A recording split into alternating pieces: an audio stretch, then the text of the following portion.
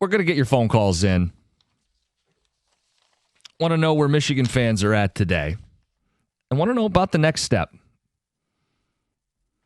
John, we've talked a lot about the candidates. Who's at the top of the list? Who should be Michigan's next football coach? Besides yourself, of course. Other than myself? Yeah, of course. Who, could stabilize the program. Get the shameless plug out of the way. I don't think it's shameless. I think it'd be a great decision. But if it's not, I think you got to start with Kalen DeBoer. And that's a guy that Michigan fans should be very familiar with, and not just because he's at Alabama, but because of the fact that you played against him in the national championship game and back in 23. And honestly, if Harbaugh hadn't, dilly-dallied and pulled all his games, may have been here 2 years ago. What do you say to people who question, why would you leave Alabama? I mean, that's a question for him. But you make him answer it. Sure, you make him answer it. And if it's just simply a matter of dollars, then pay the man. Pony up. Why would you want to leave Tuscaloosa? Well, I don't know. If they've got the pitchforks out and you lose to Oklahoma in the first round of the playoff, they might be looking at, hey, you're the guy replacing Saban and you're no Nick Saban. Mm-hmm. Michigan provides a soft landing while still giving you resources, allowing you to compete for a national title, and there are some connections to the area. So that would be why DeBoer is at the top of most people's lists. He'd be at the top of my list. Can I throw an analogy there? Yeah. Why did John Calipari leave Kentucky? Yeah. The natives get restless. It's a high brand in his sport in college. Kind of the same reason with DeBoer. Yeah. There are guys you're going to call and they're going to tell you no, but you make them say no. Like we've gotten phone calls about Curt Cignetti, who just signed an extension and he's got Indiana as the lone undefeated team playing for a national title. He probably says no. You still pursue him, right? Mm-hmm. Dan Lanning, he's got all the Nike money. He has turned down other offers and interest. You make him say no. There are certain guys at the very top. I mean, hey, Nick Saban, do you want to coach? He says no. Miss Terry doesn't want to move to Ann Arbor, and you hang up the phone. You still make those phone calls. From the next group, I think Jedd Fisch makes a lot of sense for Michigan. Jedd Fisch has been in Ann Arbor, understands the ecosystem, but has since left and shown himself to be a very quality coach. He was at Arizona. They won 1 game his first year, 10 games in year 3. He had Fafita playing like an NFL quarterback. Mm-hmm. Arizona is not a football power. Then he goes to Washington, and they have gone up each season. He runs a modern offense, a good offense. I think he'd be a good hire. Yeah, and I last night when all this was going on, because I knew we were going to be talking about this, right, obviously, and we know a lot about DeBoer. We know a lot about some of these other guys, and I went back and watched a lot of Arizona while Jedd was there. I went back and watched a lot of the games, snippets as much as I could because I wasn't going to sleep. And I do like his offense. I like the way that he handles himself on the sidelines. I like his reaction when things don't go well. Like those are all things that you've got to take into account when you are talking about how does he relate to the players? Is he trying to be their friend or is he trying to be the leader? Yeah. Does he command respect? And when you listen to guys that have played for him, there's a matter of respect. And that's the fine line you got to walk right now, where some of these younger coaches, because they don't want players to walk out every single transfer portal cycle, they try and be their buddy versus demanding some respect and understand that there are rules. There has to be integrity. And if you don't want to follow them, if you don't want to be a part of that, it's okay. Then you're not a fit for our program. But for all of you that are, and the sell of Michigan should be a guy that you want to go after. The name I don't understand that's at the top of a lot of lists is Jesse Minter. He had a show cause. He was part of the cheating of the last regime. Do you really want to be same old Wolverines? You want more of the same? You want to extend this? No, you want a clean break from this. You want to start fresh. You might have to go outside the Michigan family, which hasn't always gone well, but you need a clean, fresh start. And, I mean, here's the other thing. Your relationship with the NCAA is probably not great right now.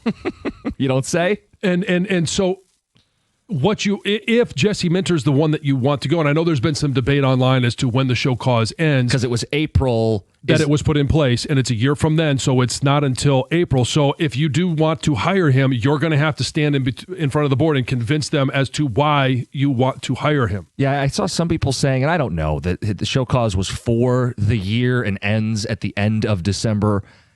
I don't know the answer. Either way, I think there's enough of a reason to stay away. Mm-hmm. And especially if it carries for a full year till April, you can't bring in players. There's no way you could make that higher. 248-539-9797. Here's where I'll lob it over there behind the glass. You want us to do your Brian Kelly stump speech again today? Well, I think he would correct them from keep recruiting, keep the class together, keep the roster X's and O's on Saturday. Yeah, but he's too scummy for them to touch right now. Okay, because you made the pitch back in season. You could really stand on your 2 feet today and, here you go. Now it's Brian Kelly, but you would stay away. I think Brian Kelly would give Michigan a very good offense to great. Like, I think it would be the offense that people have been seeking out for years. So, look, he's 65. It would be a 4 or 5 year window. Hopefully keep Underwood here because he recruited him at LSU. That's the reasoning behind it. That was the pitch before, but he has a pass. He has a checkered pass, skeletons in his closet, and I just don't think they can touch somebody like that right now. That's why when people have brought up Gruden this morning, he's still got stuff going on with the whole NFL, and I know he kind of got cleared in that to a degree, but still messy. Look, when Michigan does this hire, the digging is going to be unbelievable. Squeaky clean, right? Yeah, and I think anything questionable could blow up in their face even more. When we've seen that happen in professional sports, people have lied on their resume. Remember George O'Leary?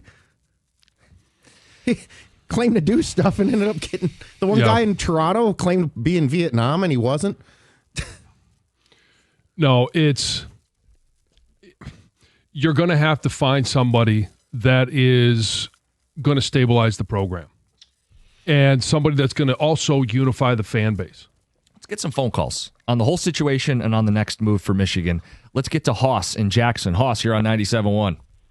Good morning, gentlemen. Good morning. So I'm a staunch Michigan hater, okay? And I find no joy in what's going on this morning or last night.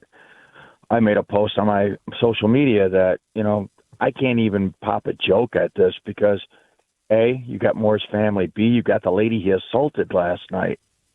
And they didn't just take him to jail for his own safety. I can guarantee you that. If he was there with a knife, as the reports indicate, he's probably going to face attempted murder at the highest charge. This is a whole mess. It goes beyond sports. Lack of character. His poor family. One of you gentlemen, and it wasn't you, Mr. Jansen, made a comment about his face was buried in more than the playbook.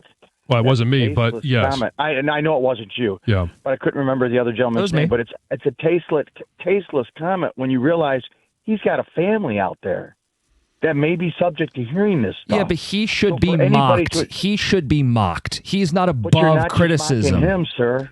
You're mocking the family as well. And as a person that lived that life with a father that did that stuff to my mother, I'm sympathetic to them. It's not. And Hoss, I'll take that. I'll take that criticism. I will. I feel for the family. I do feel for his wife, his children, 3 daughters. Yeah, I feel for them. But he doesn't get any sympathy. Now, if he's suicidal, I hope he gets help. I don't want him harming himself in all of this. But he is the butt of the joke. Yeah, and to be honest, we did that with Mel Tucker.